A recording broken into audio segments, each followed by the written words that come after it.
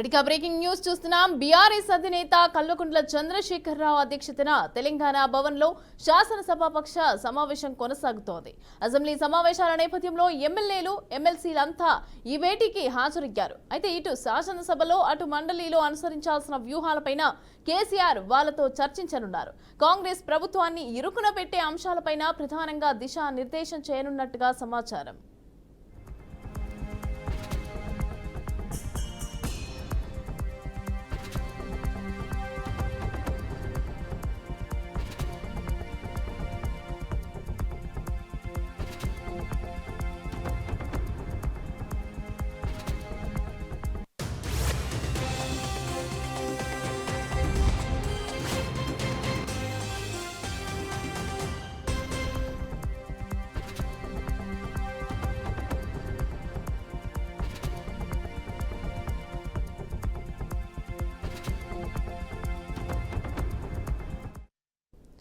రెడ్డిగా BRS అధినేత కల్వకుంట్ల చంద్రశేఖరరావు అధ్యక్షతన తెలంగాణ భవన్లో శాసనసభాపక్ష సమావేశం కొనసాగుతోంది.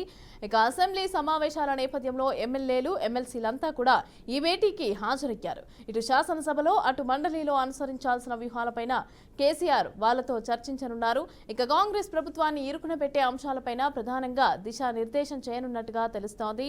రైట్, ఇదే అంశానికి సంబంధించి పూర్తి అప్డేట్స్ మా ప్రతినిధి శ్రీనివాస్ అందిస్తారు. శ్రీనివాస్, చెప్పండి. తెలంగాణ భవన్లో కేసీఆర్ బీఆర్ఎస్ ఎల్పీ మీటింగ్ అయితే జరుగుతున్నట్టుగా తెలుస్తోంది. ఎమ్మెల్యేలు ఎమ్మెల్సీలు కూడా హాజరైనట్టుగా తెలుస్తోంది. అయితే దీనికి సంబంధించి డీటెయిల్స్ ఇవ్వండి.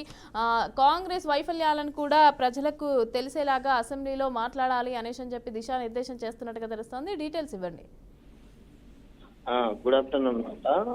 తెలంగాణలోని బీఆర్ఎస్ పార్టీ మరోసారి కాంగ్రెస్ పార్టీ అధికార పార్టీపై యుద్ధం చేయడానికి సిద్ధమైందని చెప్పవచ్చు. బీఆర్ఎస్ పార్టీ సంబంధించినటువంటి సిఎల్పి మీటింగ్ కూడా ఈ రోజు బీఆర్ఎస్ భవన్ లోని సమావేశం కానుంది. దీనికి సంబంధించి ఇప్పటికే కేసీఆర్ కూడా ఒక దిశ నిర్దేశించనున్నారు. రానున్న అసెంబ్లీలోని మాట్లాడాల్సినటువంటి విషయాలను కూడా ఉన్న పార్టీ కార్యాలకు కానీ సంబంధించినటువంటి ఎమ్మెల్యేలకు కూడా సూచనలు చేస్తారు. దీంతో పాటు రానున్న రోజుల్లో జరిగేటటువంటి అనేక విషయాల మీద కాంగ్రెస్ పార్టీ ఇచ్చినటువంటి ఆరిగారెడ్డిలే కావచ్చు, తెలంగాణలో తప్పుడు వాగ్దానాలు ఇచ్చి అమల్లోకి వచ్చిన అధికారంలోకి వచ్చిన కాంగ్రెస్ పార్టీకి సంబంధించి ప్రజలకు చేయాల్సిన సంక్షేమ పథకాలు చేయట్లేదనే విషయం మీద పూర్తిగా ఒక కమిటీ సమావేశం కూడా జరుగుతుంది. దీనికి ఎవరైతే రాష్ట్ర వ్యాప్తంగా నాయకులు ఉన్నారో వారిని కూడా ముందస్తుగానే సమాచారం ఇచ్చినటువంటి BRS party working president KTR తో పాటు సంబంధించినటువంటి ముఖ్య నేతలు కూడా పాల్గొంటారు.